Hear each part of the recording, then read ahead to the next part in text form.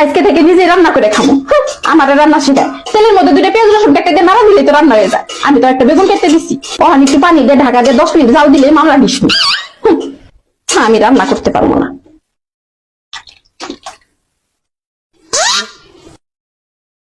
পাখি বেগুন দেবে নাকি? আর একটু পানি দিব? পাখি কখনো তো ডুবে না, বেগুন দেবে নাকি?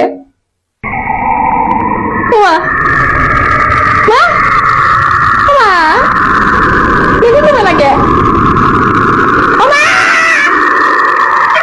বেগুন দেবে নাকি? আল্লাহ